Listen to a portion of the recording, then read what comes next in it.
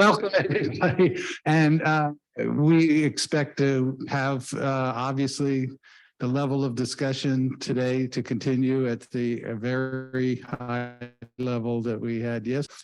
And we will have our 2 sessions, lunch, and then we're really thrilled to have Bill Spriggs here.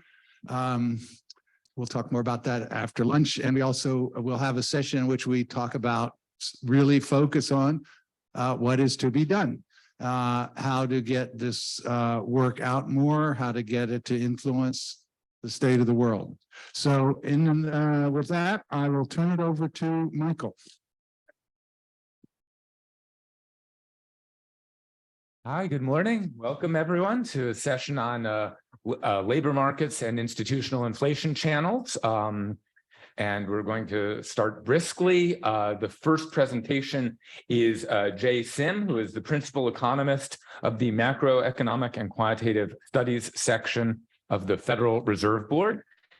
And he presents Who Killed the Phillips Curve? A Murder Mystery. Just to remind you, our presenters will have 20 minutes, which I will rigorously enforce with these, with the 5-minute, 2-minute, 1-minute, and what do they call it? The hook and the hook warnings. And it's my pleasure to welcome Jae Sim. Thank you.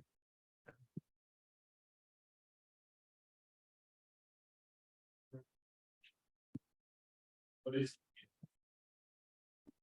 do you know the book title of the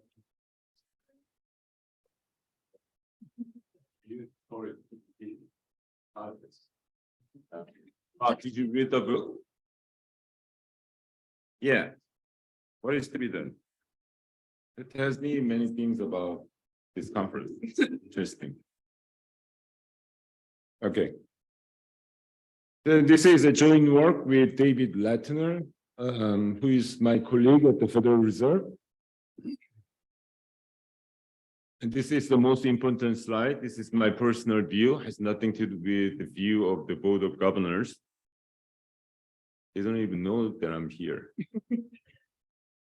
So before the pandemic, many people asked, is the Phillips curve still alive? It's a quite different question than the one. So the reason why people ask this question is because of 2 famous inflation puzzles. The first one is called mystic deflation puzzle. Everyone expected deflation during the great financial crisis, but that didn't happen. And then during the subsequent recovery, everyone was expecting inflation, and that didn't happen either. So the following is the conversation that took the NPR correspondent said the following, but these days jobs are very plentiful, yet inflation remains very low. That's got some people writing the obituary for the Phillips curve.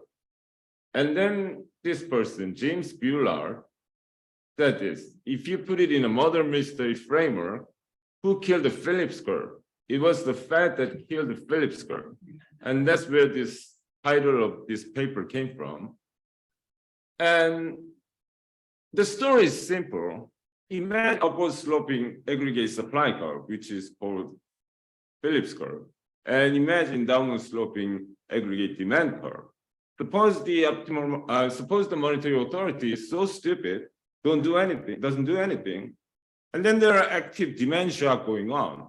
When the demand shock moves the aggregate demand curve up and down along the Phillips curve, upward sloping Phillips curve, those sequence of demand shocks will identify upward sloping Phillips curve. I didn't do anything. You see, I didn't do anything. This is reality.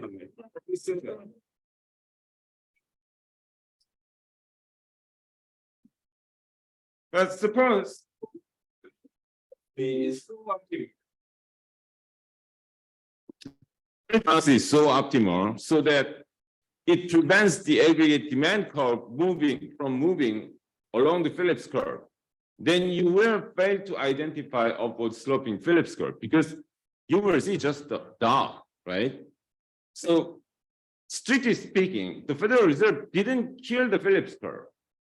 It just made it invisible. unidentifiable. That's the story of this bureau. But today I brought different story. Yeah. Share screen. So, yeah, you can move to the next slide. Yeah. I just stay away from this thing.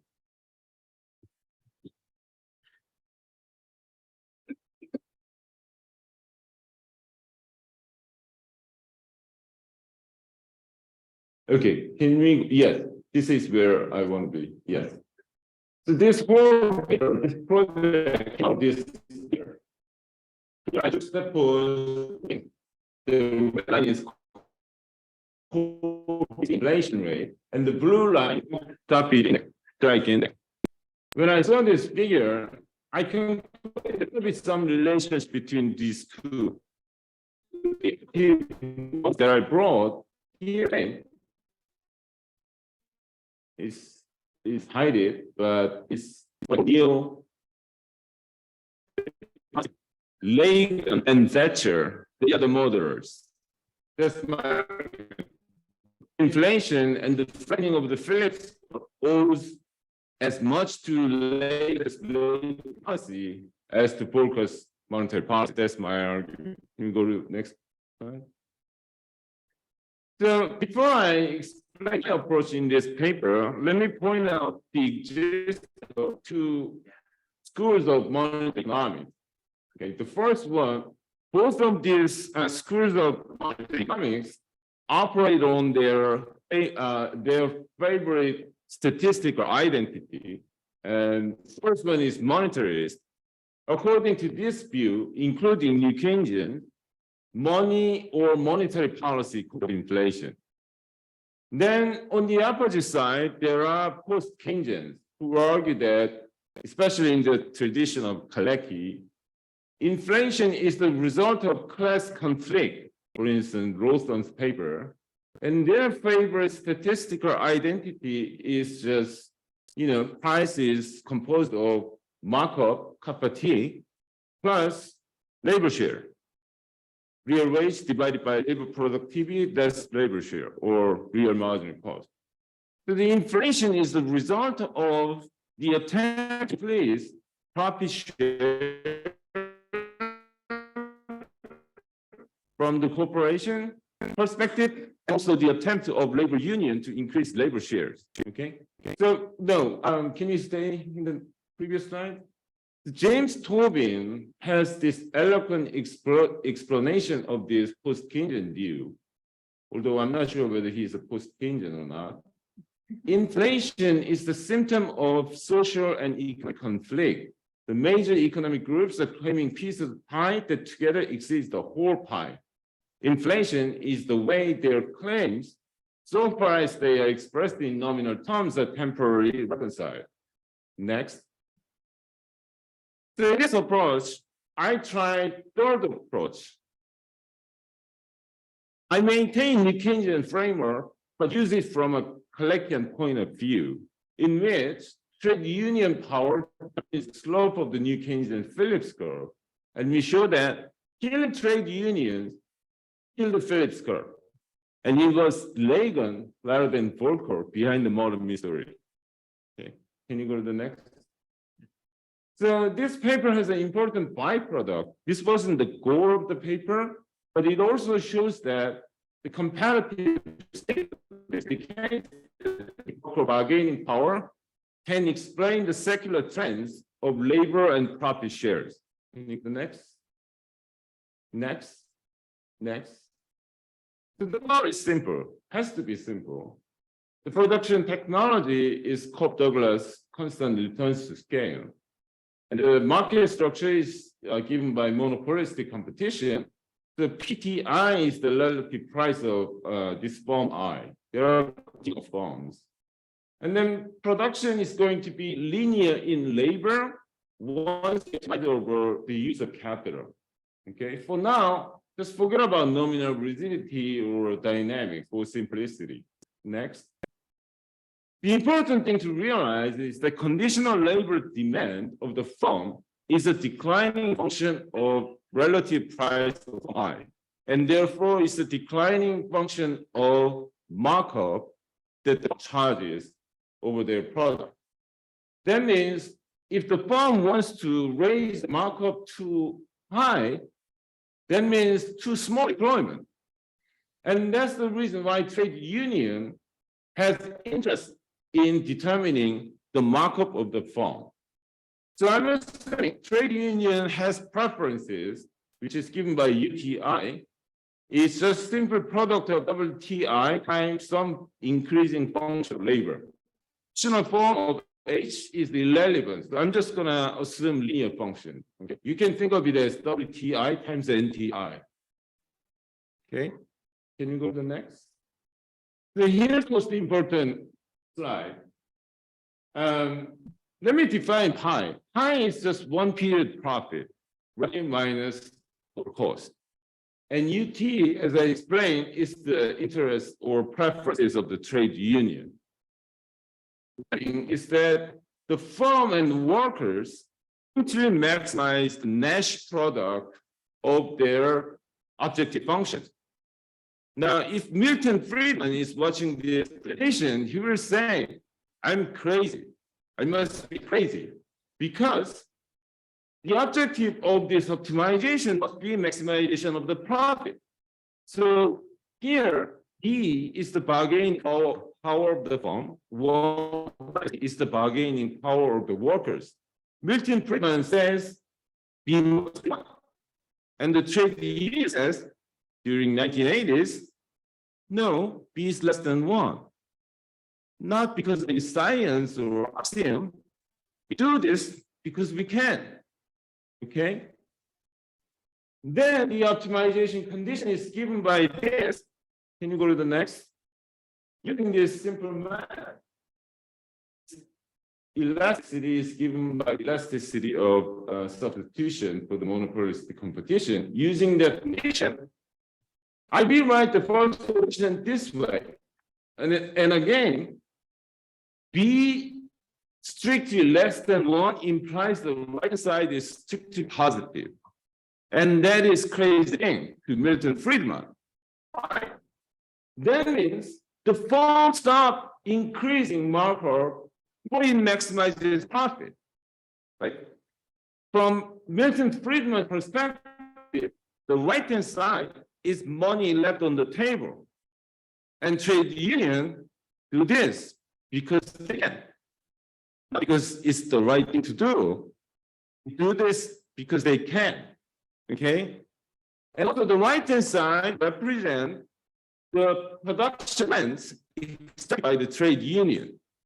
Here is stakeholders. They have a claim to production rent. Again, not because it's the right thing to do, but because they can do it, right? And using this condition, I derive this Kalekian markup pricing rule, which nets new markup pricing rule. Okay, epsilon over epsilon minus 1 is the markup ratio of the New Keynesian framework. Here it is generalized into a more generic form. You can see when work bargaining goes up, it's down, the markup reduced. This is exactly why Kalecki said trade union power restrains. Next. I'm going to introduce rigidity and then makes the analysis fully dynamic. Form's objective function is present value of each product, tracking assessment course according to Ireland and Rothenberg. And trade union's objective is also fully dynamic in the sense that WTI is not just one period wage, it's the present value of future wages. I mean, surplus over outside value of the workers. Can you go to the next? Then the first order condition is exactly the same, but because we introduced nominality, I can transform this first order condition into a Phillips. Yes, quite similar to New Keynesian Phillips curve, except one thing. There is backward-looking expectation of the inflation. That's the first term. The second term is looking inflation expectation term. Both of them are same in Keynesian framework. The third term is real marginal cost, and this is the same as the Keynesian form. What's different here is the third term, which is the present value of future labor shares. Okay, the coefficient for this real marginal cost and future present value of the marginal cost or labor share are intuitive. First, B is equal to 1, consistent with Milton-Friedman. Then the coefficient of kappa 1 becomes the traditional coefficient of New Keynesian Phillips curve. And if B is equal to 1, the firm's bargaining power is perfect, and coefficient collapse to 0. Okay? So Milton-Friedman's argument has become a reality, as I'll show you. The nice thing about this Phillips curve is that once somehow you manage to estimate kappa 1 and kappa 2, you can recover the underlying parameter of B. I'll show you how to do it. Next. So this is the shape of the real marginal cost. And you can see that, when B approaches 1, the perfect bargaining power of the firm, both of the coefficients collapses, especially the second coefficient, the red one, converges to 0.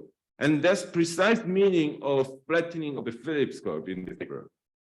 And the right, how the real marginal cost changes when the firm's bargaining power. And that's the inverse of that is showing you the stock market capitalization ratio. Now, is this a science fiction story? Can you go to the next? Inflation rate has moved. And at the same time, the stock market capitalization ratio has gone up and moved in the opposite direction. Okay, that's all minutes. So I'm asking this inflation and stock market value have a common origin by workers' bargaining power. Decline of bargaining power lowers the marginal cost, leading to disinflation. Decline of bargaining power of workers raises the market share, leading to the rise of stock capitalization. Next. Okay, let me skip this rest of the part. It's such boring consumption smoothing. I will skip this part. Can you go to the next? So I adopt this as such a magic prediction of Diamond Pissarides, because we want to think about unemployment rate in the paper. So, but again, let me skip this part. Can you go to the next? Can you go to the next? Go to the next.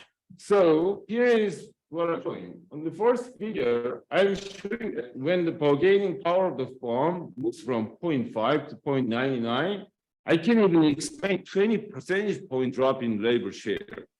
Also, in panel, you see the rise of the profit share. Also, in panel, you can see the rise of market capitalization ratio. It's just byproduct. Can you go to the next? Next. So here is what happened. And there is a positive demand shock.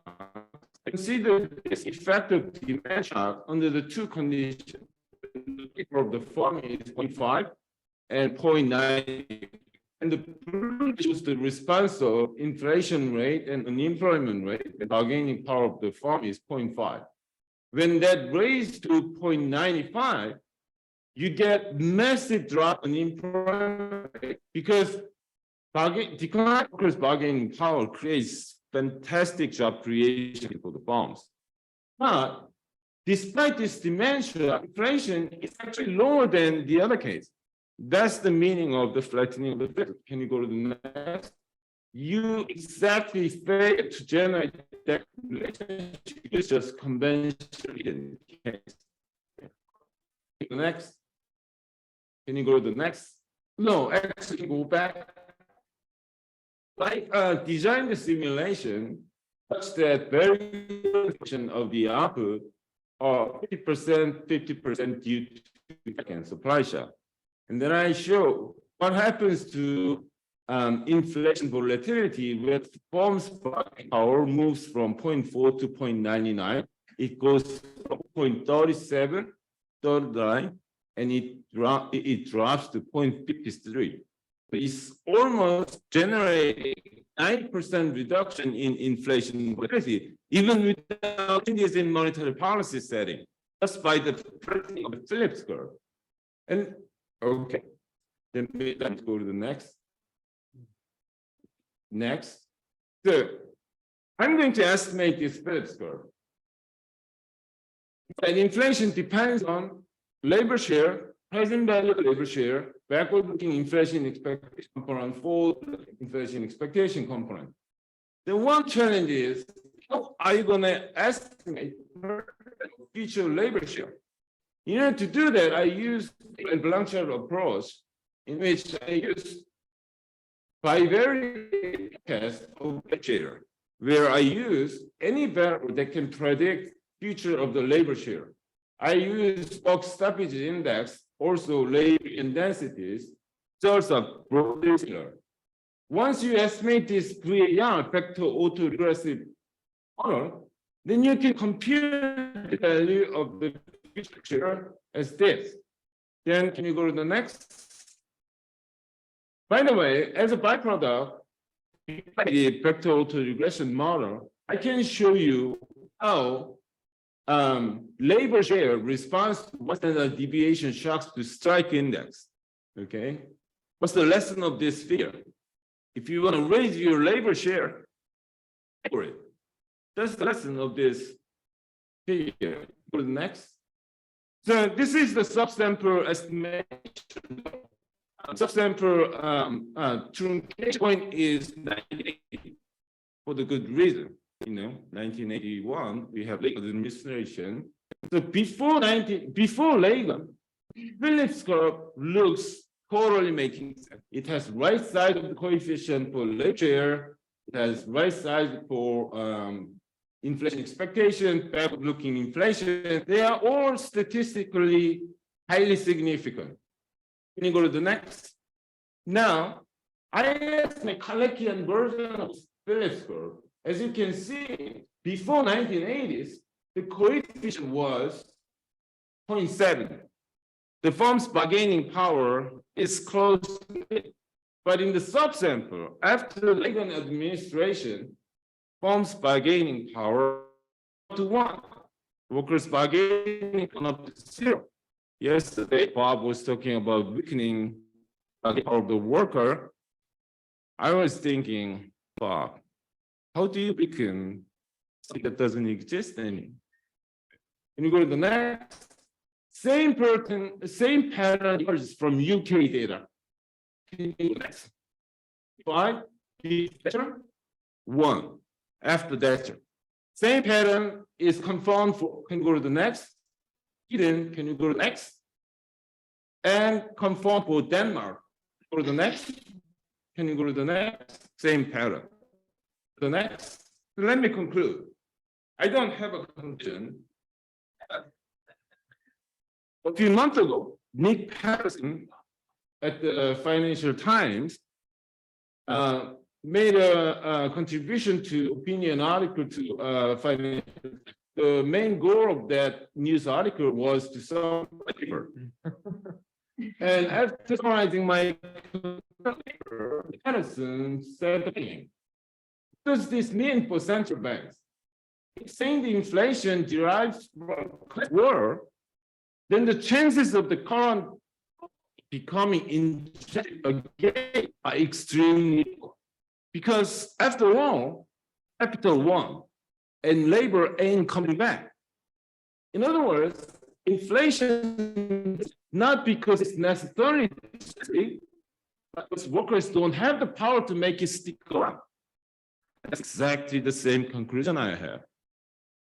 Okay, up here.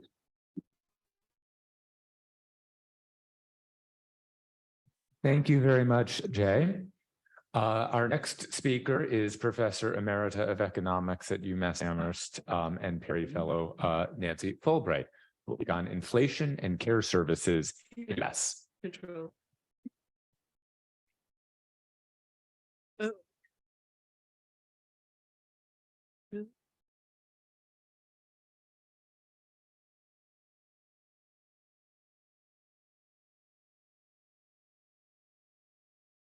Okay.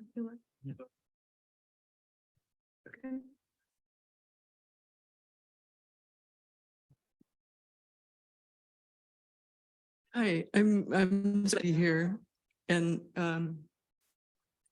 really looking forward to this discussion. I titled my presentation "Notes" because it's not so much specific argument as it is an effort to recruit some of you, or maybe even all of you, to a kind of different research agenda than the traditional one in this area. I feel like the Phillips curve, however important, really crucial to our understanding, is the issue that's under the street light. And we haven't really looked outside of that at other factors that might be relevant to the inflationary process. And so my comments are really part of a larger effort to think about how macroeconomic trends affect care provision, but also the other way around. And I'm defining care provision very, very broadly as both time and money that's fed to the development and the maintenance of human capabilities. So it's looking at health, education, social services, and also at some specific occupations, especially the wage occupations within those industrial categories. And the kind of outline that I'm going to present today is drawn from a report that I've been working on with a couple of collaborators, looking at your data infrastructure. And it's kind of just a step to thinking about how we can conceptualize a care sector of the economy in order to plug it into a more formal model. So unfortunately, that of the draft report taking place yesterday, so I was unable to be here. But there was a one chart in the report that seemed to resonate with the discussion of the conference, how I came to put these notes together. So here series for the CPIU, the Consumer Price Index for Urban Consumers for all items, which is the big bolded line on the bottom, looking from 1998 to 2022. This is basically constructed from the Bureau of Labor Statistics data finder database. And then the upper lines are three particularly important care services: preschool, nursing homes and adult daycare, medical care services. And there are two things I think are really striking about this graph. One is that obviously for a long time period, the inflation rate has been higher in these care services, but also the trends are convergent. Services really different.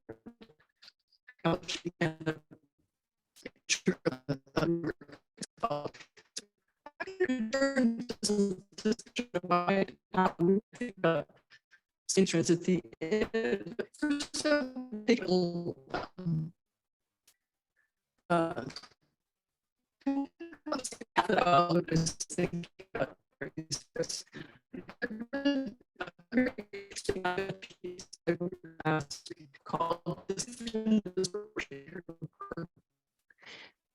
And you can see from this, previously fighting to help towards my the opposite.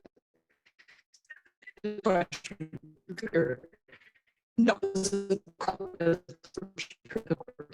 and that's been he provided in support of his argument was drawn from this really interesting work that our colleague today did that is looking at wage growth by deciles from January, March 2020 to 2022.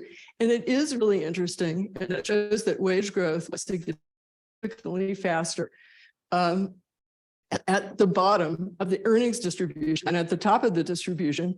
And this is the main evidence that Krugman draws on in making this, that, well, look, people at the bottom are suffering from inflation, wages are going up. So that's buffering. But here's where the flash, and looking at kind of the unexplored places, hourly wages don't tell the whole story. the money and time costs of caring for dependents are also really important. And that suggested a role for paid work and for government services that lies outside of the profits versus wages focus of the traditional Phillips curve analysis. And it's especially true for people living in the United States, people living in the United States, because they rely pretty heavily on public benefits and services. In fact, when I looked at poverty in the US, I was really startled by how disconnected many of the adults living in poverty are from the labor market. So about 66% of adults 18 to 64 did not work for even a single week in the year. About 30% of the adults in this category not working for pay a single week lived in poverty. 5% of those working for pay lived in poverty. And here comes the care for dependents issue. About 25% of adults with a disability lived in poverty, not surprising, less access to the labor market, but also about 44% of those living in household with a female household with related children. And this is all individuals and families, not just adults, but about 44% of those lived in poverty. So that's just a kind of indicator of the need to look at the labor market per se. So then the next day, I read this article in the Washington Post by Catherine Rampal, which is kind of a nice summary of a recent discussion about labor supply. I think you could see as part of a larger supply chain problem. We usually think of the supply chain as being, about shipping or semiconductors, but it also has to do with the labor market. And I'm just excerpting something her article. Childcare also remains scarce. The industry employs 8% fewer people today than it did in February 2020. Other parts of the care economy, such as nursing homes, are also struggling to find workers, which in turn can make it harder for people in other industries to stay employed. And, sometimes when people try to look at these effects, they focus narrowly on mothers, but that's a big mistake because a lot of people other than mothers, husbands, grandfathers, aunts, uncles, neighbors are providing a lot of unpaid care in the US economy. And it's that labor supply that's restricted by trends, the childcare and elder care component of the care. So let's come back to the questions that the graph raised. Why have prices risen faster in care services? I don't really know the answer to this question, and I think it really requires a lot more explanation, but I'll just touch on some of the factors that I think, like, as Bill Baumel pointed out years ago, the service sector suffers from something he called a cost disease.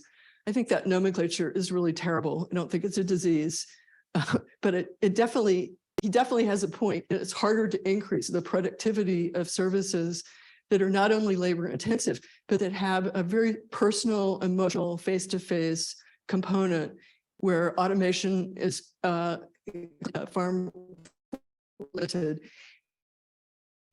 And so in terms of international trade, care services are a lot less tradable goods, although in the US, it's a huge difference. And there's some very interesting research showing how low-wage immigrants in mid-US cities have dramatically increased the labor, well, maybe not dramatically, significantly increased the labor supply of college-educated native-born women.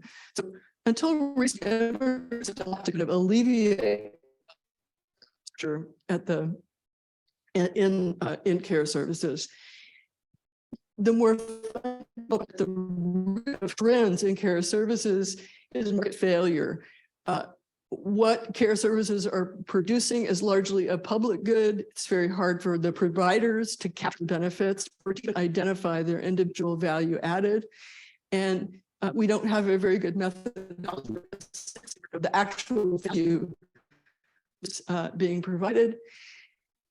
when you provide, and then consumer sovereignty is a problem. If you're providing services to people who don't have much of a voice, not much purchasing power, maybe not even much ability to make a decision, you need regulation. Regulation is expensive. Increased regulation is probably contribute some price increases in both childcare and elder care. But thing that's really relevant to the US context is that we have a poster that plays an important role in subsidizing and financing care services, but doesn't do much to directly provide those services. And it's also quite limited. So if you look at all at public subsidies in the US for childcare and elder care and care for individual disabilities, it's lagged far behind that in other affluent countries. And there's a lot of empirical literature demonstrating lack of access to paid family leave, exacerbated problems for working families, impeded the growth in the US since 1988. It leveled off after that date, after a long period of so now, relative to the other countries, we are at a very way down on the list in terms of the level of labor force participation of women. So I'm going to end with just some sort of speculation and questions about this nexus between care services, inflation, and labor shortage. I think, first of all, the price elasticity of demand for childcare and home and community-based adult care is pretty high. And the reason it's high is that you have to buy a lot of hours. An increase in the hourly pay of the workers providing those services adds up to a significant of a low-income family's total income. It's very different from going out to a restaurant one night a week and seeing that prices at the restaurant have increased 20% in terms of its overall effect on a family budget. Also, what we really see is that for-profit enterprises, and they're here in the restaurant sector as an example, they have an incentive to hire more workers when they have a labor shortage because their workers are their source of revenue. So they're almost forced to raise wages in order to stay in business. And I'm not trying to kind of abnegate the idea of conflict between wages and profits, employers and workers, just trying to point out there are differences across sectors in the way that these dynamics play out, and that the care sector requires more attention. Because in public employment and in publicly subsidized care provision, you're much less likely to price adjustment. Budgets are limited, revenues are limited. And so what you see is a supply adjustment. That is, you reduce supply, there's just the waiting list becomes longer. So even the trends that I've described in the prices of these services is not really capturing the effect. And we don't really know to what extent there's a reduction in the quantity of services on an hourly basis equivalent to the labor shortage. And then there's also a really long history of discrimination based on gender and race, immigration status that has kept wages care and elder care really low.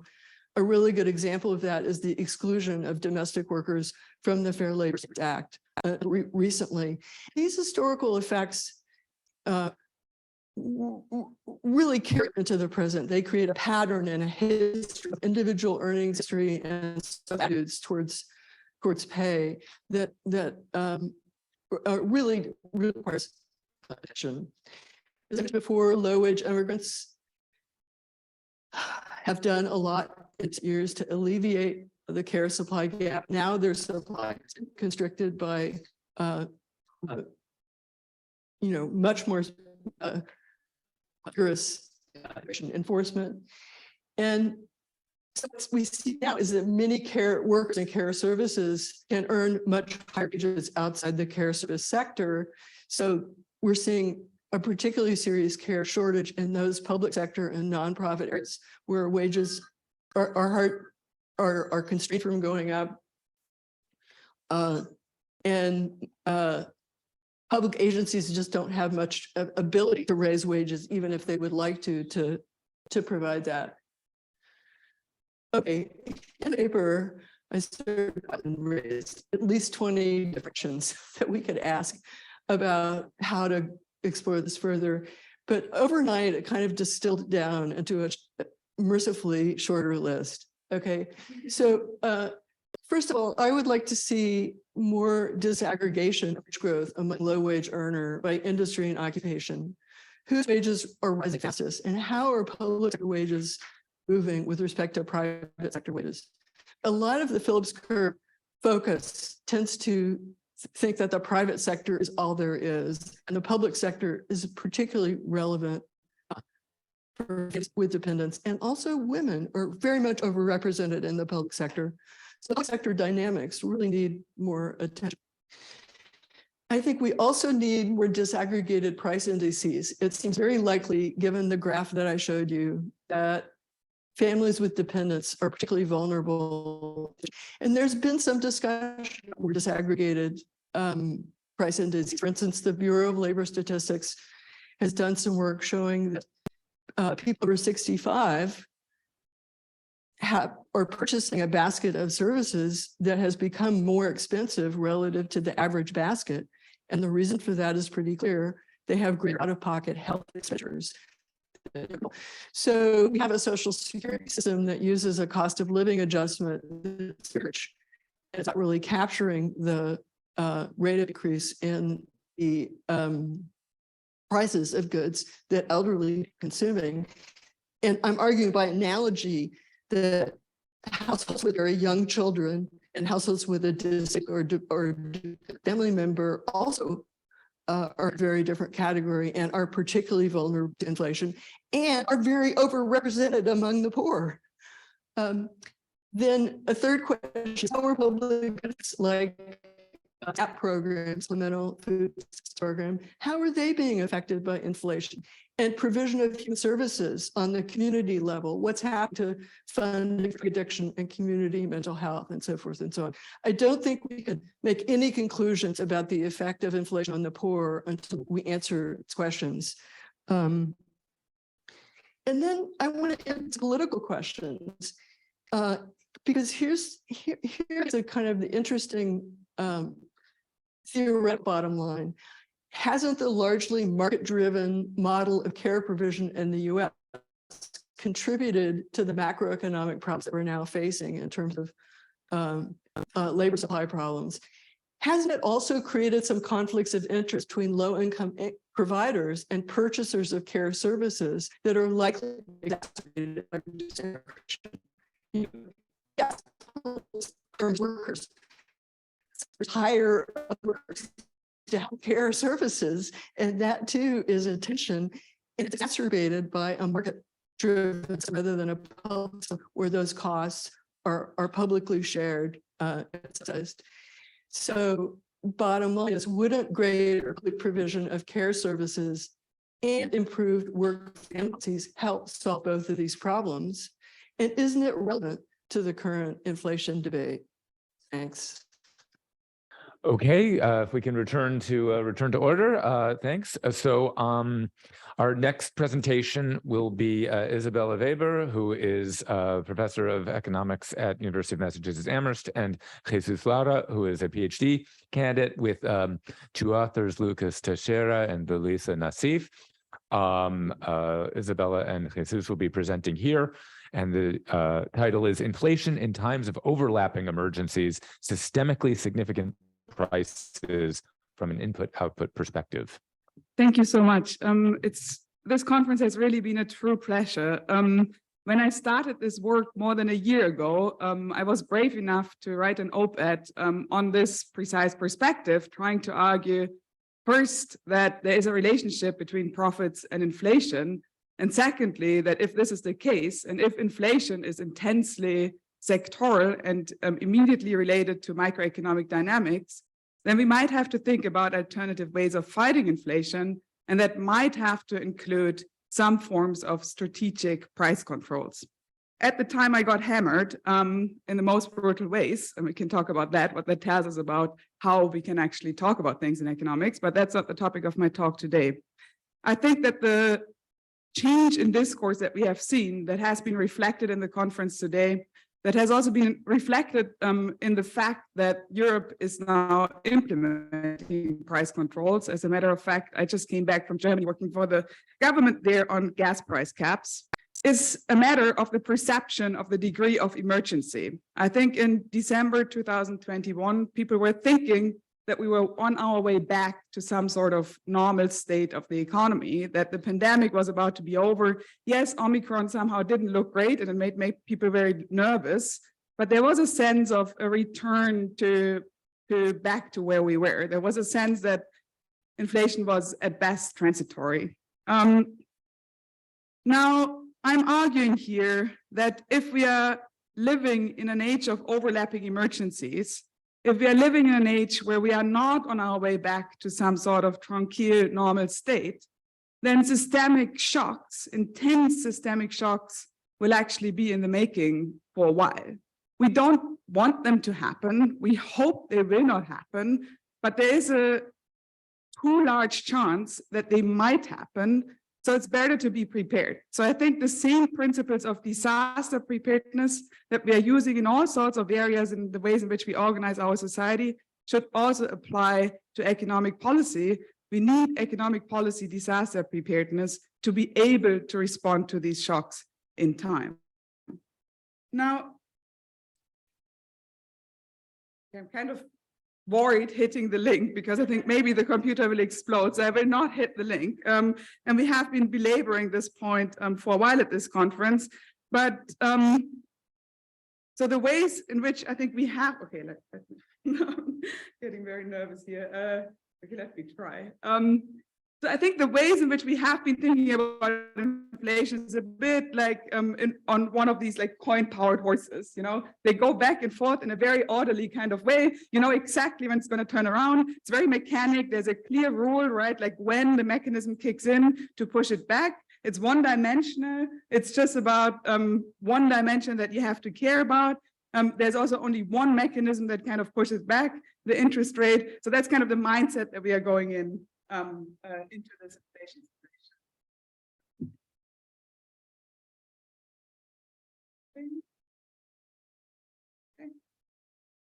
Okay. And underlying this mindset is the kind of Friedmanite notion that relative prices don't matter for inflation. So as Milton Friedman put it in 1974,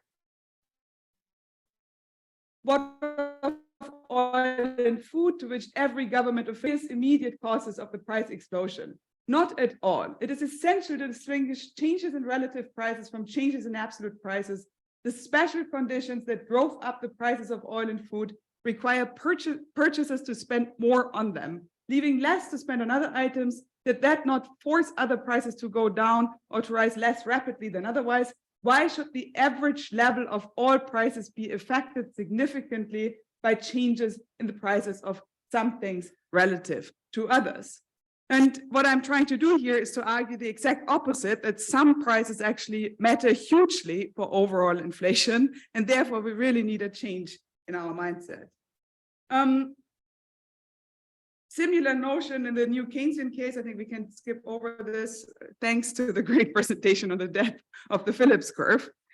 Now, if we are living in such a world of overlapping emergencies, I think we have to think of inflation more like the ways in which you think about riding an actual horse, where you want to be prepared. You want to be prepared for the things that make your horse startle, spook, or even buck. And Nancy's sitting here, who is a very accomplished rider.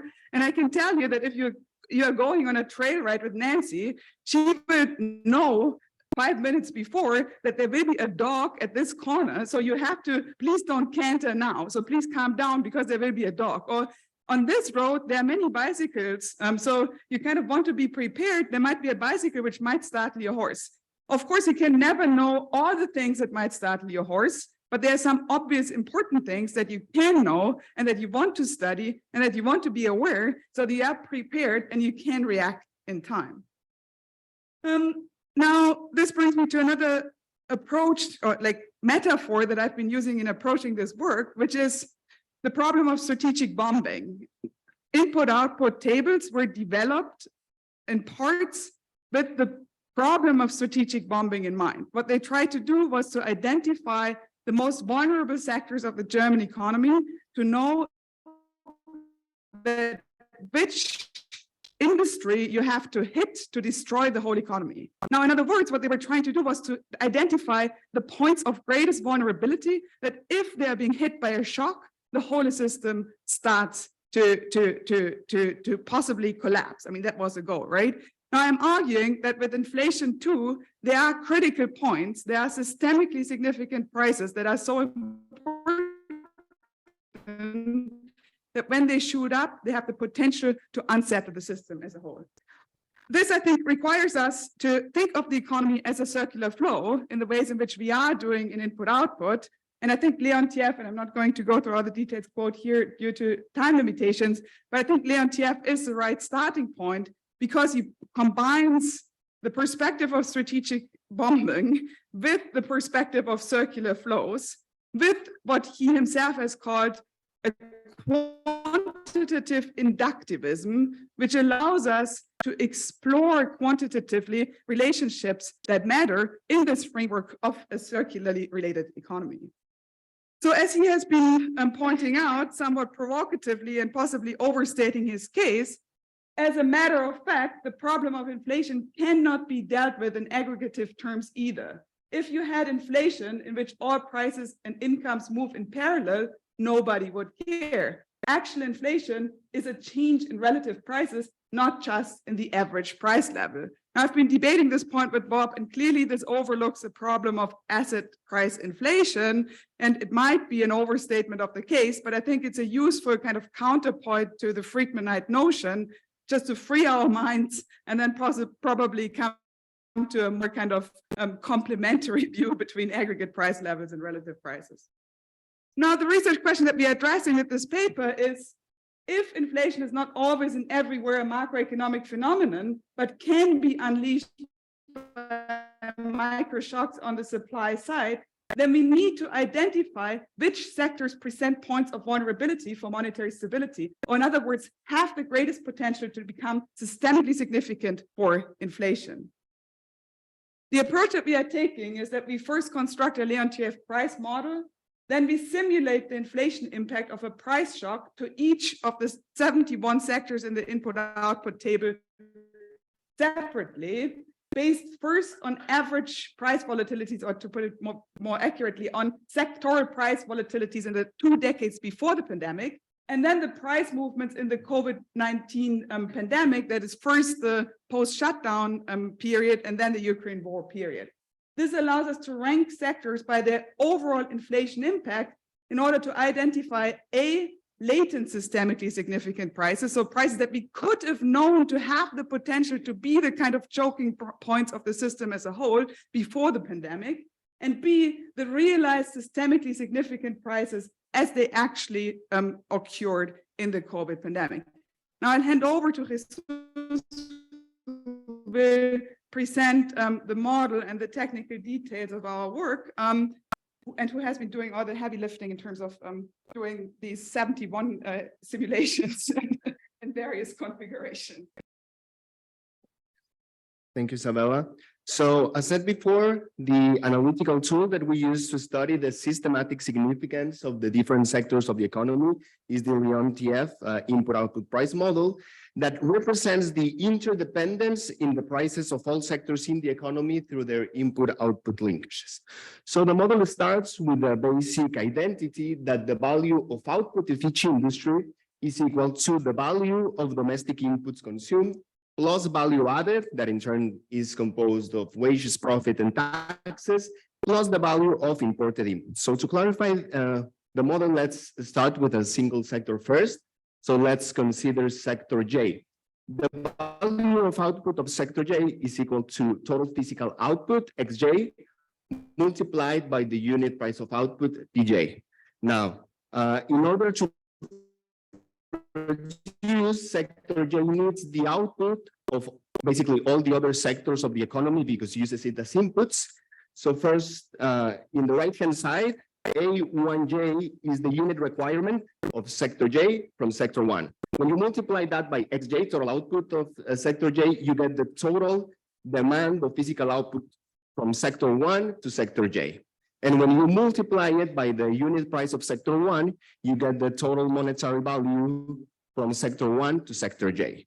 Then you add all the other sectors of the economy, and you would get the total monetary value of domestic inputs that are necessary for the production of sector J. Then you add value added and imported inputs. So this is for one sector, but we have 71 sectors. So this constitutes a system of equations with the 71 equations and 71 unknowns, which can be represented in matrix form as shown in the equation below. So the goal is to express the vector of prices P as a function of all the exogenous variables. So to do that, we first divide both sides of the previous equation by total physical output. When we do that, V and M are now the value added per unit of output and imports of inputs per unit of output. And the expression A prime P is the total domestic inputs per unit of output. So since we have shares in the right-hand side, when we add them, the sum will be equal to 1. This means that the unit price of output is defined in such a way that initially the prices of all sectors of the economy are equal to 1. These are called Leontief units, and this is useful because when there is a shock that will generate a price change, you can interpret these deviations from 1 as the resulting percent change in prices. So from this equation, solving for P gives us the basic equation of the Leontief price model, in which, assuming that the technical requirements of inputs are fixed, the prices of each sector will depend on the value added and import costs of that sector and of all other sectors of the economy. So in the model that we just presented, the price of each sector can change only when there is a change in its value added or import costs or those of other sectors. However, we are interested in simulating how an initial exogenous price increase in a sector, that is a price shock, spreads to the other sectors and hence can affect the overall price level. So in order to do that, we have to set the sector that receives the shock as exogenous, which means that the price of this sector is not determined by its cost, which in turn depend on the cost of all other sectors. We thus decompose the equation in the previous slide to capture the way in which the prices of exogenous sectors, PX, affect the prices of all the endogenous sectors.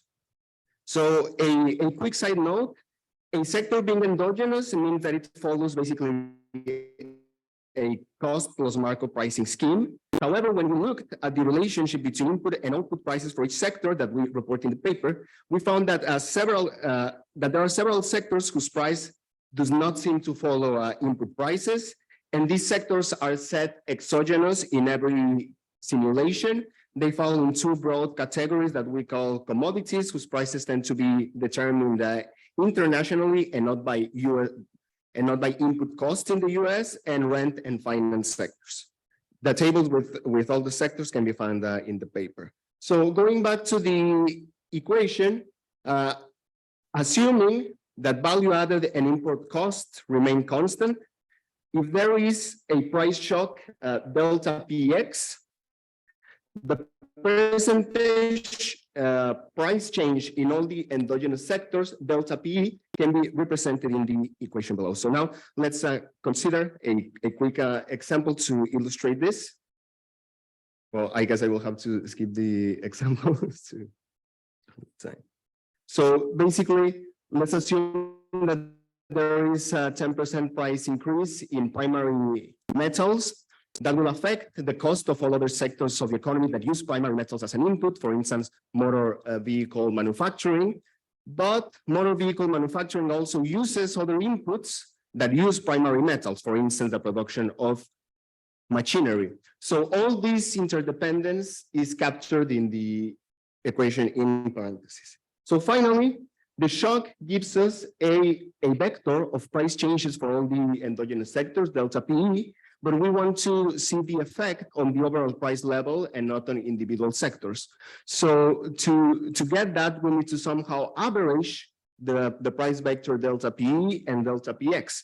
And we do that by weighting every price change by their share in final personal consumption, CX and CI.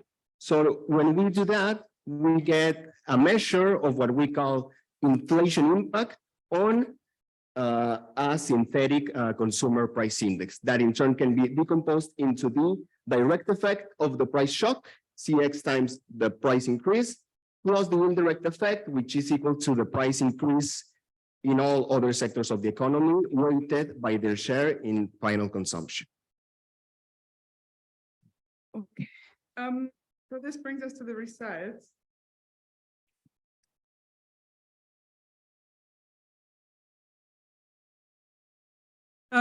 Obviously, you can't read these slides, and it's meant for you not to be able to read them, because I just want to illustrate to you that if we simulate these shocks, and these are the rankings that we get in terms of the total inflation impact, you can clearly see that some sectors matter much, much more than others. So that's the only point of showing this slide. Now, on this slide, you can actually see which sectors matter. This is here using the sectoral price volatility, so the latent systemically significance before the pandemic. We can see that clearly petroleum and coal products is by far the most important sector, followed by oil and gas extraction, then farms, food and beverage and tobacco products, Federal Reserve Banks, which is very strange in the input-output matrix and not very meaningful, and I can talk to this, so I would disregard that result, chemical products, housing, utilities, wholesale trade, and then other retail, which is kind of a basket case. So this leaves us with 8 sectors that are systemically significant before the pandemic. That is to say, petroleum and coal products, oil and gas extraction, which is kind of basically fossil fuel energy, farms, and food and beverage and tobacco products, which is basically food and farm inputs, housing, utilities, and wholesale trade. And these same sectors are confirmed when we do the same simulations using as input the shocks in the pandemic, first in the post-shutdown economy, and then in the Ukraine war economy.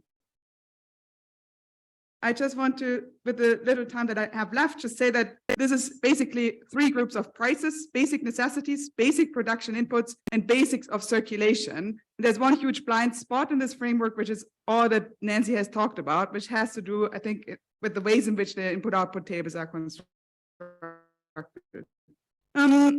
We also actually do our simulations with a conflict inflation framework, which is exactly using the Rothorn paper that has already been presented earlier today, which is great because it allows me to still very quickly show you the results for this. So if we now, instead of assuming a total pass-through rate, assume that workers are able to compensate for the real wage decline that follows from the price increase, or businesses are able to compensate for the decrease in the profit margin that follows from the total increase in price, then we find that the rankings stay stable, but we also find that with the exception of oil and gas extraction, all sectors would have to have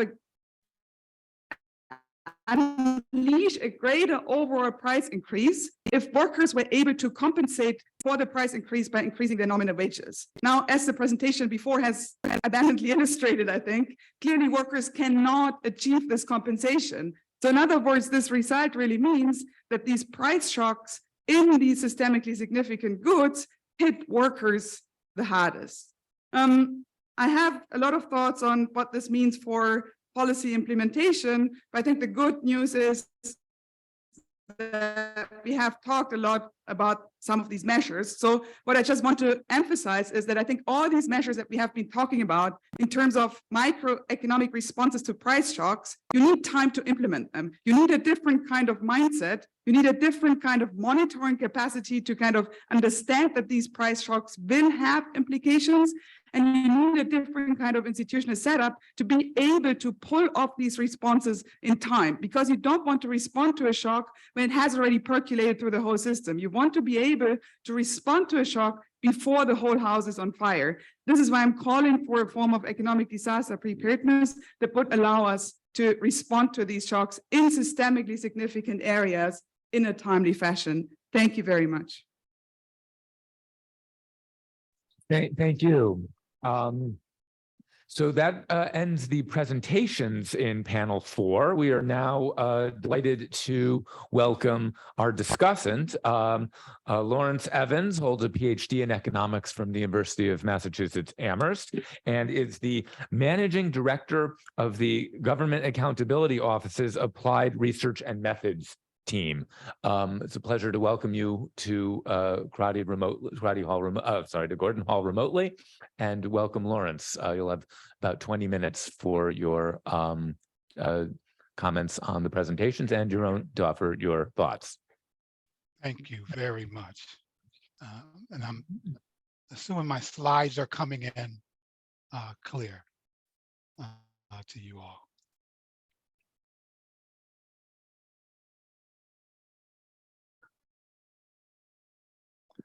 Okay. I am a son of UMass Amherst, so it's great to be back.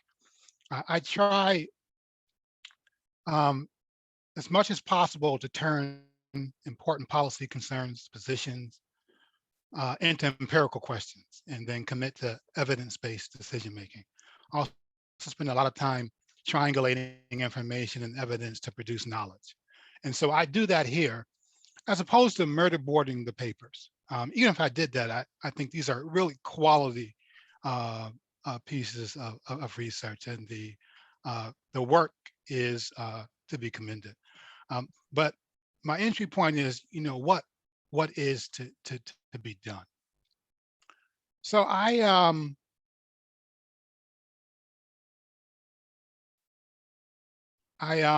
have a disclaimer, of course. I'm speaking for myself, and as many of you know, GAO does not opine on monetary policy issues. As a personal, as a private citizen, I do and probably will do today. My summary is pretty simple here. My understanding of the economy is that it is structured by important institutions that drive economic behavior. These institutional features are subject to change. And Lawrence? so this doesn't lend itself, yes. If I may interrupt, is it possible to make your screen bigger? The print is rather small from this end. So you can try hitting start slideshow. Okay, let's do that.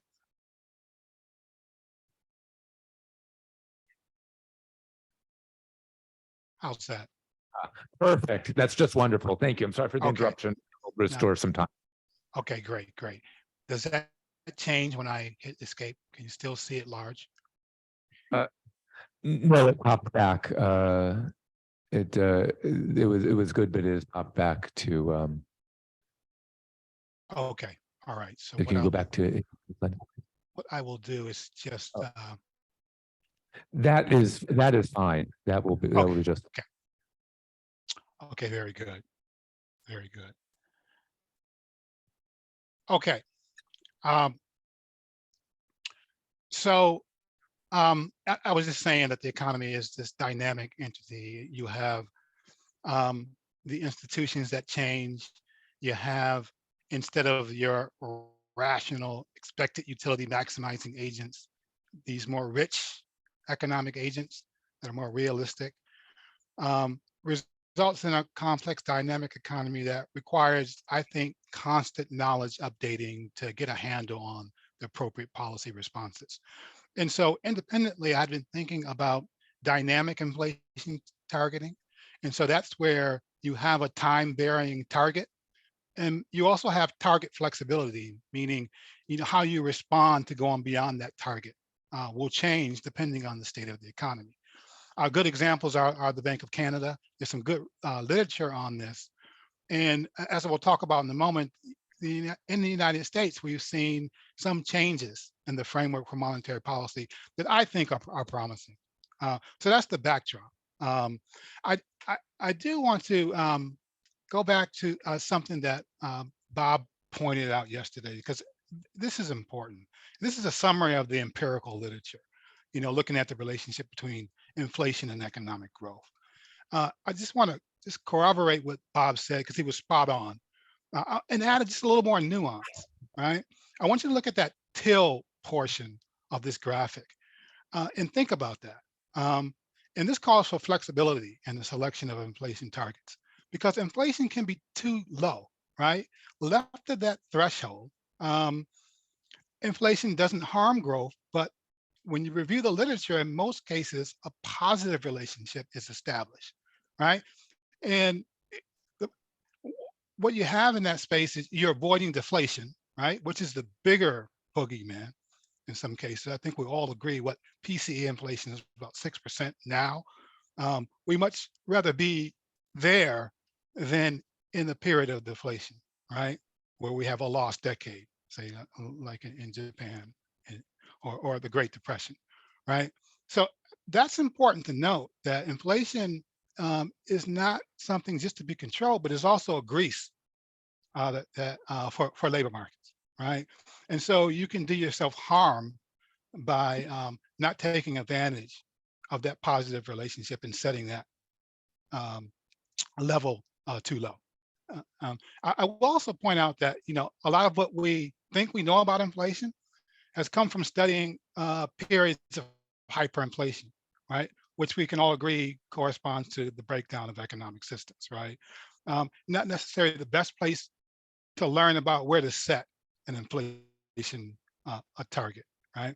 And as Bob pointed out, I mean, there's a range of estimates, right? If I just take the median estimates from the literature, it's 3 to about 12%.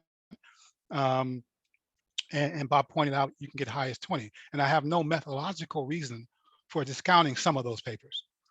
Okay. I remember looking at one of Bob's papers, and the threshold was about 18%. And so this is important, right? Important call for flexibility. And it's the entry point into which I really started to think about these papers. I really appreciated Jae's work. I think he's derived the more rich Phillips curve, right? Here, the slope is influenced by the bargaining power of trade unions. It implies deflation policy, comes at a considerable cost in terms of foregone economic activity when it's flat. There are some things about the model I could push on, right? And I think, everything from the comparative statics to the theoretical model to the cross-sectional and time series evidence is quite compelling. There are some assumptions in the model, including, and Jae points this out himself, that all workers are covered by a union contract, which is a bit of a severe assumption.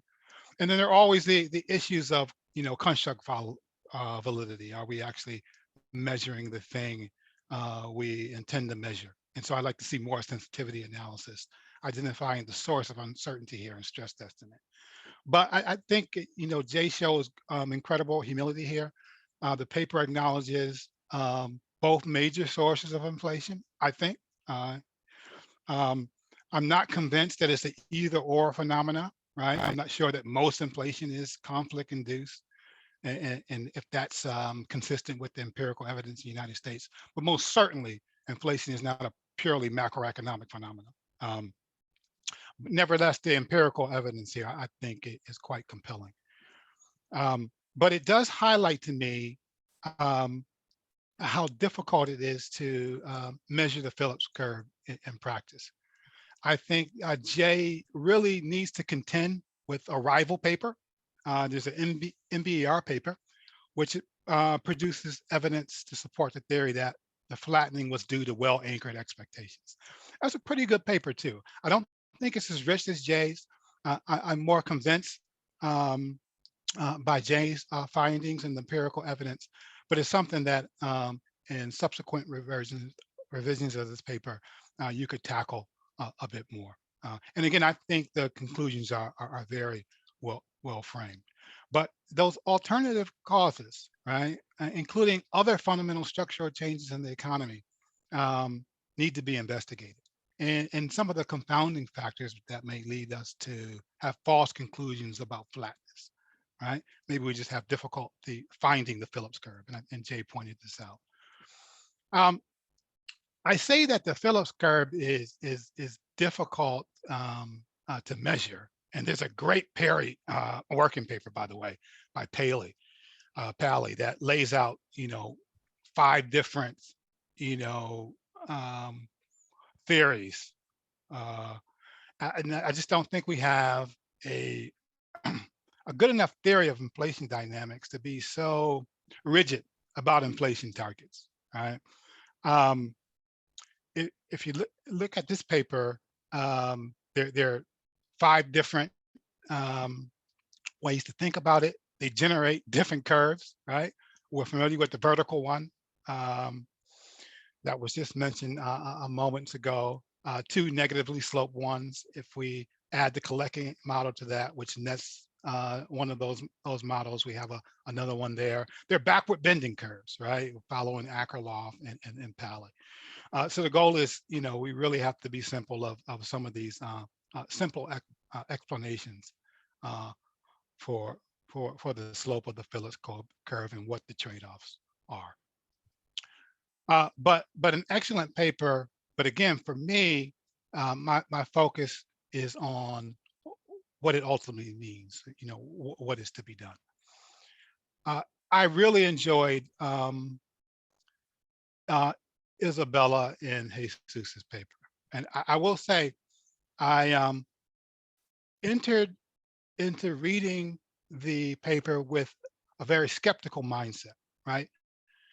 But I think you need to have crisis preparedness at the front of your mind to start to appreciate this paper if you're skeptical of some of the supply side interventions that Isabella talks about.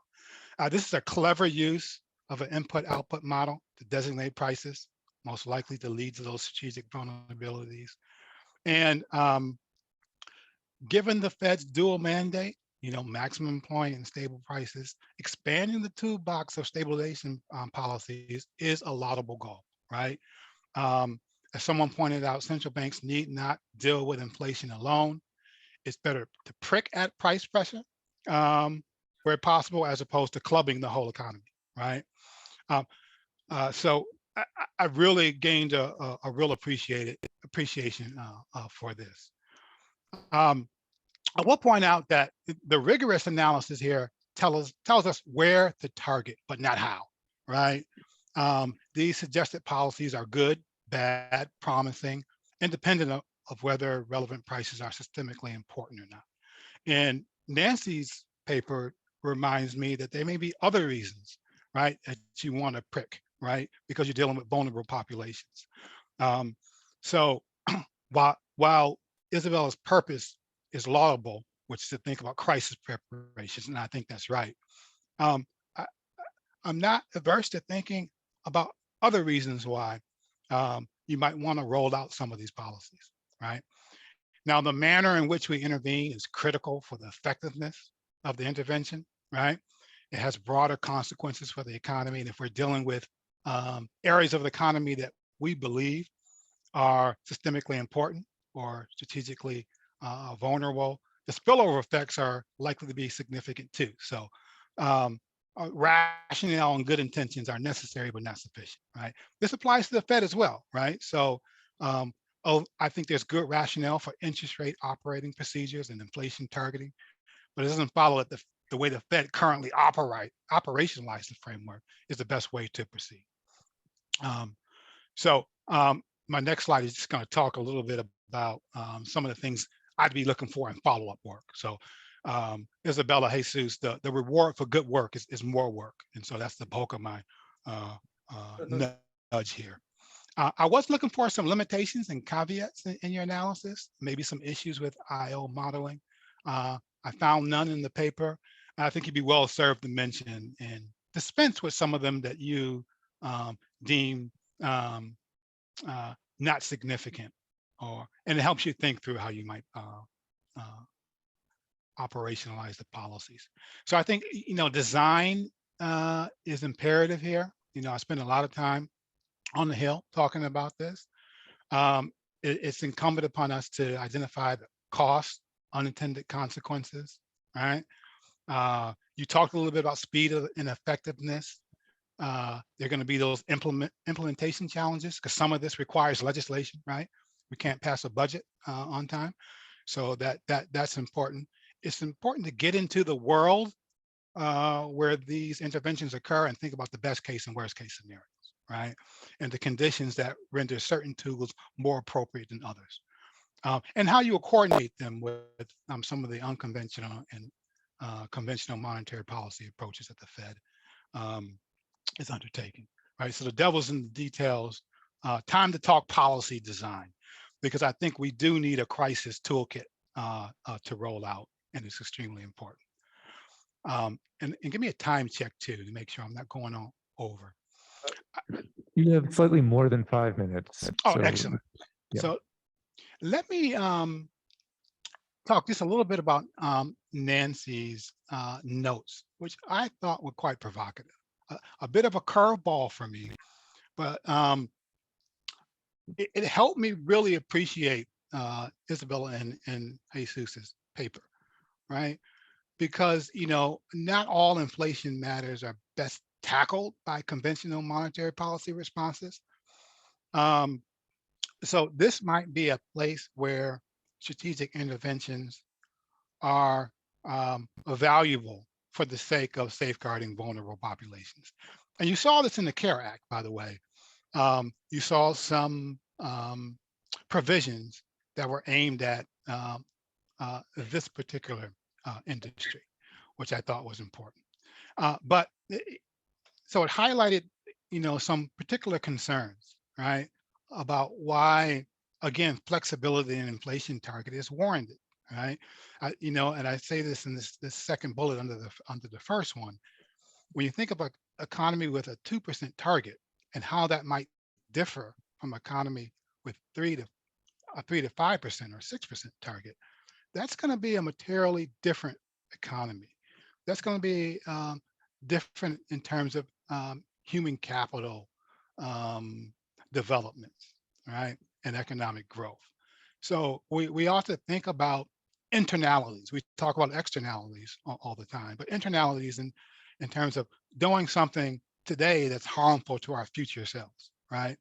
And we got really, scrutinize a 2% target and think about what you would get with additional inflation grease at play. I will point out that I do agree with Krugman's main point, right? And that was, we really shouldn't use economic justice as an excuse to trigger a recession, right? I know Josh Bivens agrees with me on this one. But I think Krugman is thinking through the lens of traditional monetary policy tools, so that the only solution here is to engineer a recession.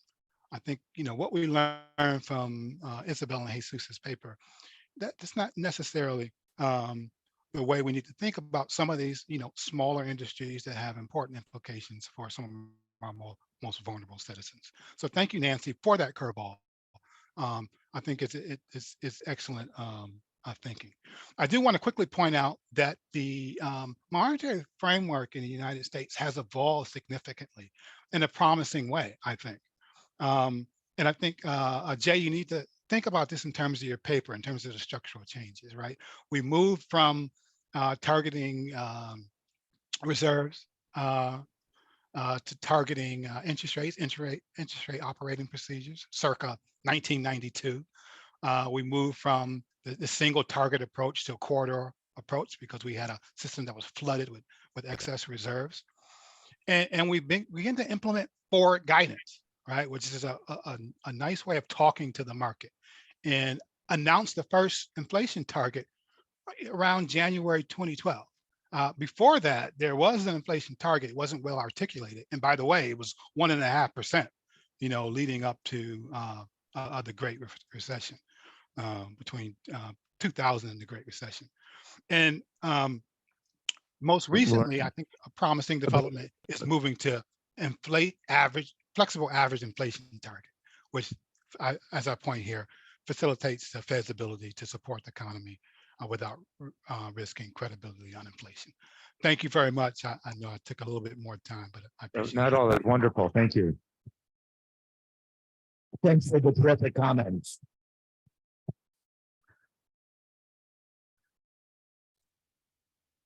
So we will now have on the order of half an hour for discussion. And I saw Jerry going with the microphone. I'm going to defer to Jerry for questions.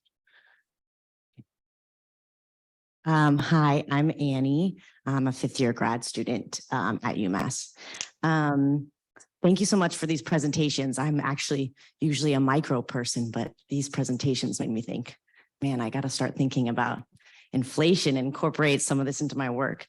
So I wanted to ask a question mainly about Nancy and Jae's paper.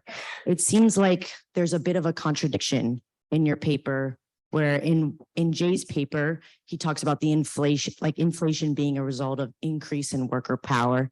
But Nancy notes that this higher inflation is also a problem for non-working, low-income people. And so I'm wondering if you all think of, is this a contradiction, and how might we solve this contradiction? I also thought about, maybe this kind of incorporates what Bob was presenting on yesterday in terms of using alternative inflation that don't affect workers' bargaining power, or if you guys have other thoughts on this. Thanks.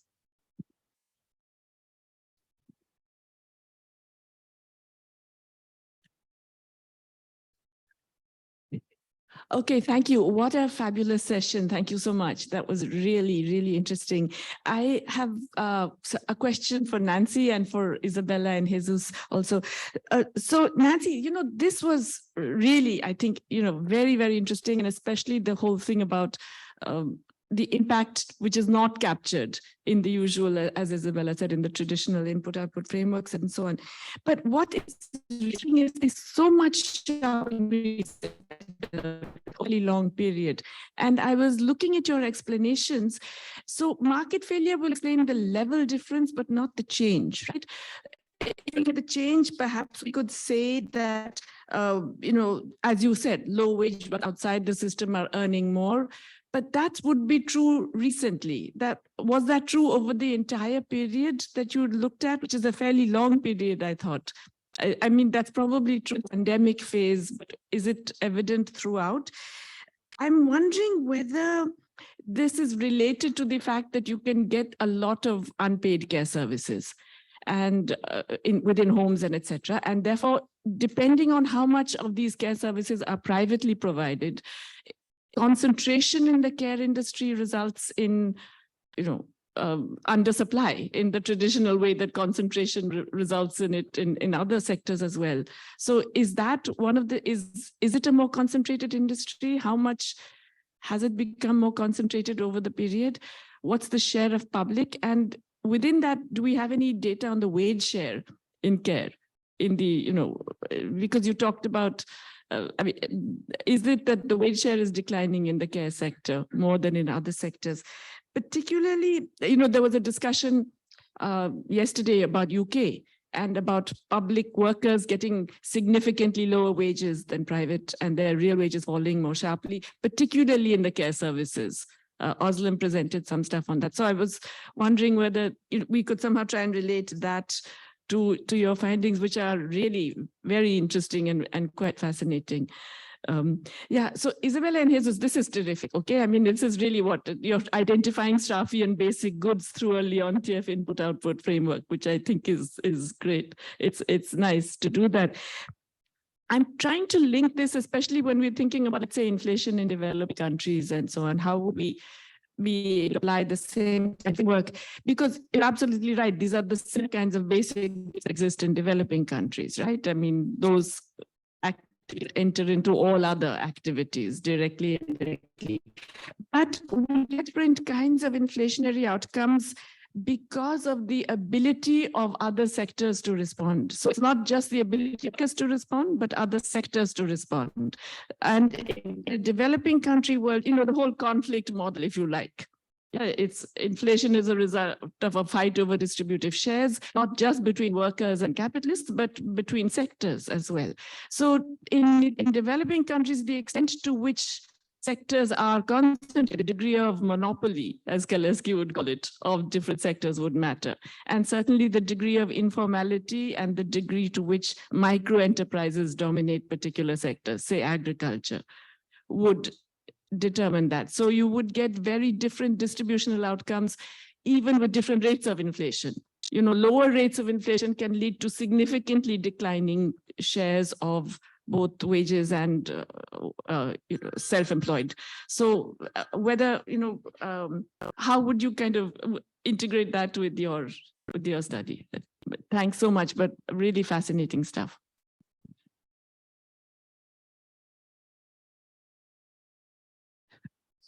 A couple quick things. I think so. Jay's paper was great. It's sort of it's totally how I view the world and what has happened in the past X number of years.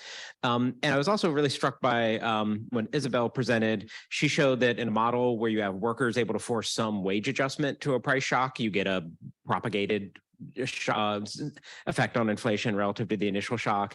But then she sort of said, but in the US context, that's probably not super relevant. And I think that's totally right through like 2019. But to bring back some stuff we talked about yesterday, one thing that was really striking in 2021 and 2022 so far is nominal wage growth really did accelerate. It was never the driver of inflation. It wasn't the spark. It always lagged overall inflation and kind of anchored it. But, nominal wages are rising at like peaked at 5.5% to 6%.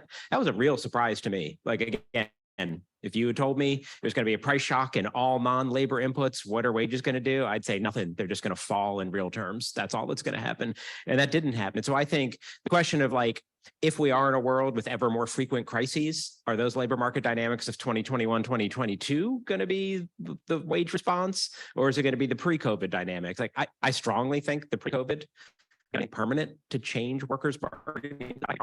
And I think if we're going to say that's right, and that this 2 years is like the sui generis period, we do have to have a story about what happened, what did boost workers' bargaining power in these 2 years. And then just one big thing on the Isabella and Hayes and great. It's if I'm understanding it right, it's a very careful accounting exercise mostly. And I'm wondering if it could benefit from some analysis. I'm thinking of this Kramer Blanchard paper from the late 90s that was about the growth collapse in the Soviet Union. It was all about systemically important sectors. They actually constructed a measure of like industry complexity and showed that those were the sectors that led the output. And I just think it could be really relevant to construct a measure like that, which this data, you do it so easily, and sort of regress that on some price changes and do some predictions. A couple more and then you can. Thanks. Hate to complicate things for you, Nancy. It's a question for you. I've done the same chart you did, but the price increase with the women at the top, they align. This is you're not increase in price. You put growth of women at the top at the same line. The same line. They are the market. So I think what you highlight is a desire to deal with inequality and its impacts, but we don't measure what I call the inequality inflation, which is those markets dominated by the wealthy generate prices in a market-based system that go with the income of the wealthy. Childcare is number one list in a market system because low-wage women can't afford it. And health, all of these things, housing, all of these things have an inequality inflation, which we don't discuss. And I think it's really important. And it's important because in these moments where prices are going up, sometimes people want to conflate the misery of low-income households to prices as opposed to this other index, which is really so dominant in destroying the lives of lower wage people. So I think it's really important. Jay, I think you're absolutely on point. One other market power is the minimum wage. And the dominant part of this period, we did nothing for the minimum wage. One of the Thatcher and Reagan revolutions was to destroy it. Recently, covered the minimum wage as a tool. Over half of Americans have been seeing their minimum wage grow at exceedingly fast rates because they're on their way to 15 from a very low base. And so I think if you add that in, you get a richer picture, because I think you're exactly right. This has to do with the power of workers. Just again, if you broke it up, it's amazing that despite the collapse in auto production and the severe shortage of new cars, the price of cars did not go up that much, pretty much in line with what did it cost in response to getting chips that were a lot more expensive, do spot market buying for steel and other things. The price of cars pretty much went up according to cost, not because of some huge markup in the shift to higher markup cars, which is how they got the profits up. So that they changed markups, they just went to the higher markup cars. General Motors has produced Cadillacs, they stopped producing Chevys, because if you only have so many chips, put it in a higher markup, not in the lower markup product. So I think you're absolutely on point. You should think about the minimum wage, but you skipped a slide that I really wanted you to talk about on why your approach makes more sense.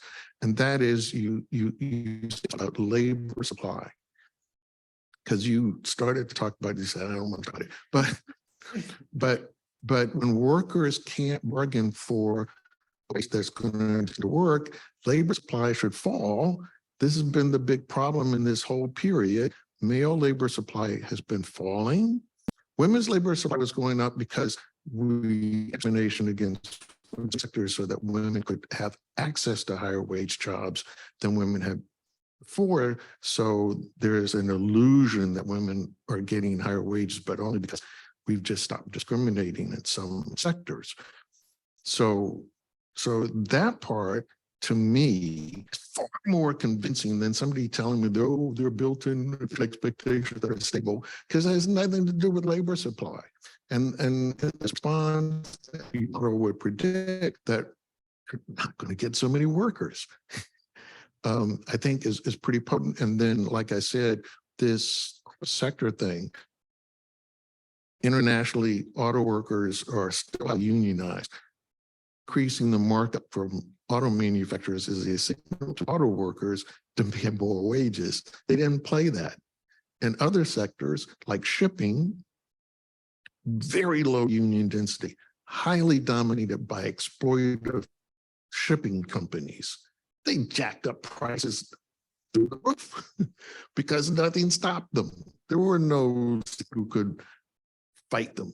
These are exceedingly low wage workers from low wage countries that are exploited. And that's what they did. I think the world is so true to what you point out. Isabella, I'm not ignoring you. Your work is important, and I'm going to talk about it a lot. Okay, we're getting short of time here, but if we have a quick question from Jamie, if you want to ask your question, a very short question from the internet, and then we'll send it back to you. And I think that'll be it. Jamie, did you want to go? Yeah, okay, I'll be very brief here. I wanted to address Jay and also Lawrence Evans on the question of Fed operating procedures, which Lawrence indicated from 1980 onward were basically related to the inflation. From 1978, the law enacted by the US Congress specifies full employment and reasonable price stability as the goals of the US government. And I wonder if it's fair to say that in its actual operating procedures, there is no evidence that the Federal Reserve pays attention to the law specifying full employment as the goal. And if that's the case, I wanted to, since we've got a representative from the Government Accountability Office here, I wanted to suggest that this might be a very suitable subject of an inquiry into the conduct of monetary policy by the Federal Reserve, because the law of Congress is the law of the land, and the job of the Government Accountability Office is to see whether it's being implemented. Thanks very much. Okay, thanks, Jamie. One other quick question. We're going to move it back to the panelists. Hi, so this question is from Simon Groth in the audience, and it's, I believe, for Isabella and Jesus. How do you deal with potential substitutability of inputs in sectors? Okay, back to you, Michael. Okay, so those were some very challenging questions. We're going to ask each of the panelists to respond in about 5 minutes so you can you can subset the questions that you were asked, or you can just take it as an opportunity to get the last word. We'll go in the order of speakers. Okay, let me see what I can do in 5 minutes. Thank you very much, Lawrence. I appreciate your careful reading of the paper, and I appreciate your comments. The first one that I want to talk about is Nakamura Steinson's paper, NBER paper. Am I correct? You mentioned the paper? That's right. My personal view is that, and I'm not going to be apologetic about this, it's like this paper. It's a bad paper. The reason is, they argue that once you control inflation expectations, that explains everything of the inflation dynamics, nothing left to real marginal cost or labor share. There's nothing left in the slope of the Phillips curve. That's what they argue. To show that, they used the measure of inflation expectation from survey of professional forecasters, forecast of inflation rate. And now, the reason why this doesn't make sense is because in that framework, inflation expectation by inflation, actual inflation in their framework. If you think about how SPF forecasters their forecast of inflation, they probably extrapolate the current inflations to predict the future. So dependent variable and independent variables are inherently correlated. So to control this endogeneity issues, they used instrumental variable estimator. They didn't do it. So that's why I'm sorry, it's not a good paper in my mind. Fair enough. You mentioned Harley's book. Believe it or not, although I'm not post-Keynesian, I bought this book and read this book. And so I am very familiar with this backward downward sloping Phillips curve, depending on the conflict moderation in this framework. And also, and there's one thing I want to point out. Lawrence, I'm sorry, you're wrong about this. The operating procedure. In the history of the Federal Reserve, there were only few months during which Federal Reserve actually implemented monetarism. Federal Reserve tried to control the growth rate of the reserve. And those few months was in the middle of summer of 1981. And that's when the federal funds rate skyrocketed.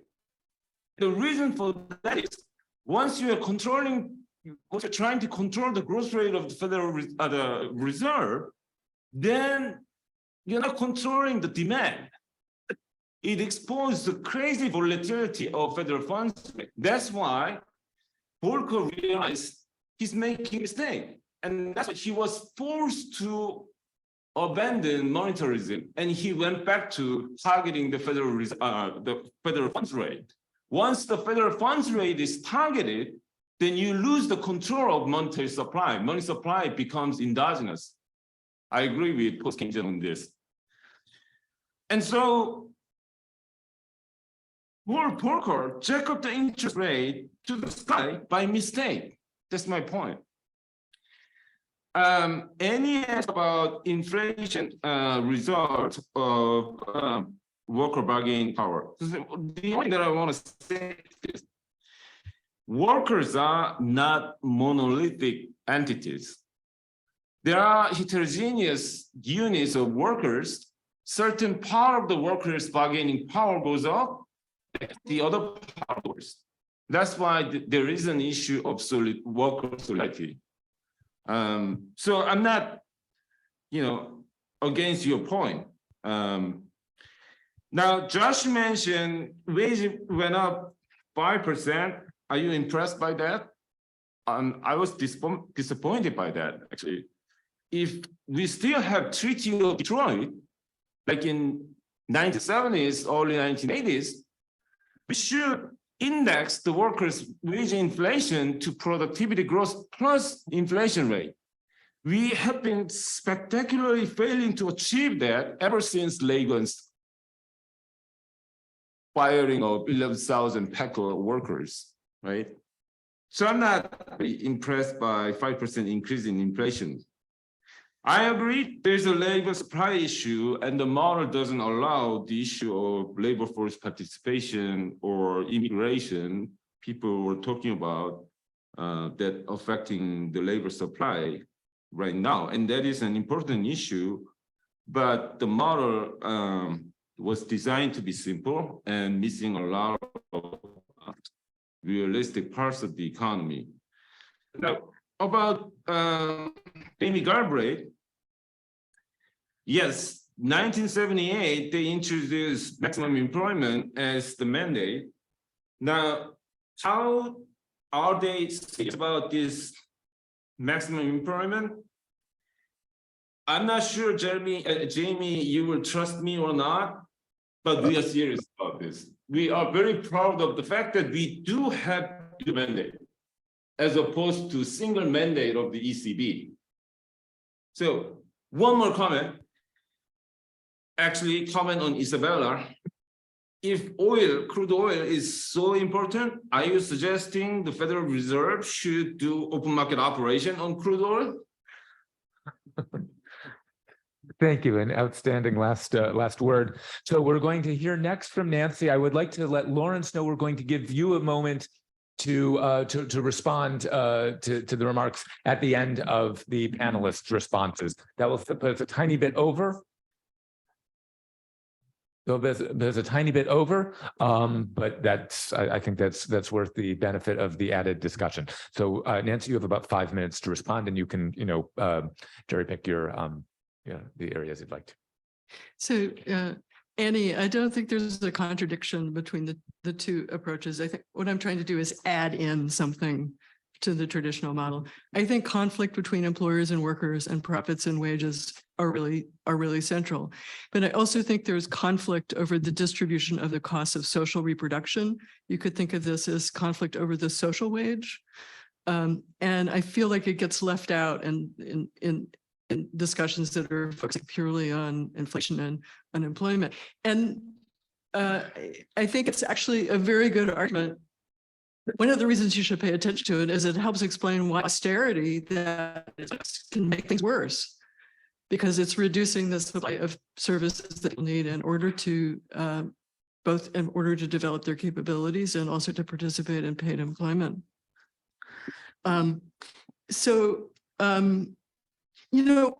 The whole point of what I've been arguing today is that we should stop thinking about care services as just an issue of vulnerability or poor people or, social justice, and integrate them into our thinking about the economy.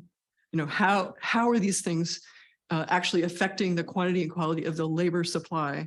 And that's why Jaye's question is so important. And let me explain why I think the public good failure is actually quite relevant to trends as well as to the level.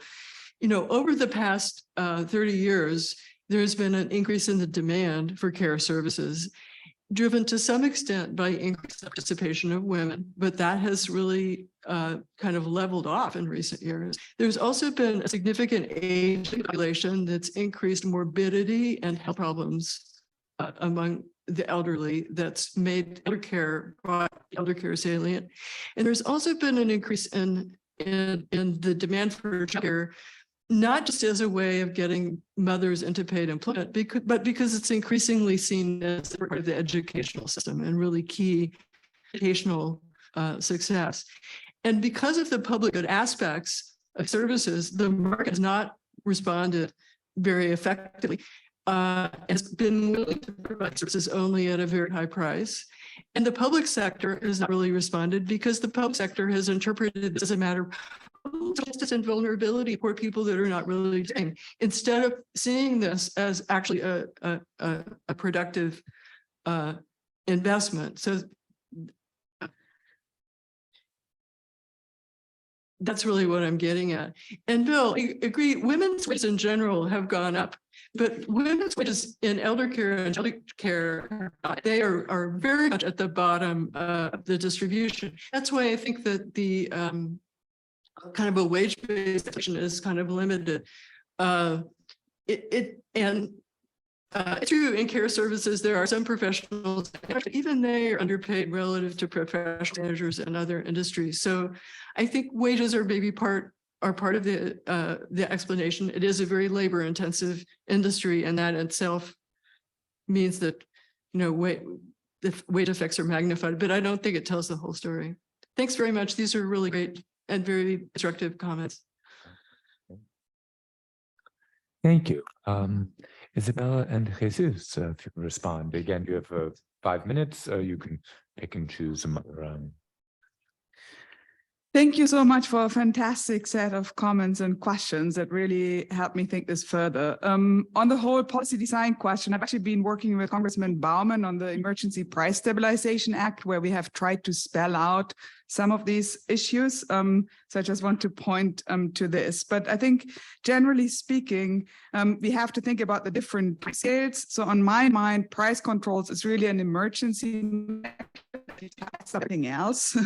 So you want to be able to stabilize a market for systemically significant prices in ways that you never even get to the point that you have to implement price controls. If you have messed up all your preparedness and you have gotten to a point where you have a real explosion of prices in one of these key sectors, then this by time, other things that can then kind of bring the market back into more balance. Jayati, yes, your point about the different sectors is fantastic. It's exactly what I'm thinking about. Actually, I have this kind of underlying, which relates to a chart that Özlem Onaran was showing yesterday, that with the profit explosions that we have seen, it's not just hurting workers, but it's also hurting some other firms. So you have this crazy redistribution within the capitalist sector, the capital sector, which I think has huge implications for the ability of markets to coordinate the economy as a whole. Because if profit ends up being better, after you happen to be a price where you can do huge watching or not, then suddenly the most important coordinating mechanism of the capitalist economy is becoming very fragile.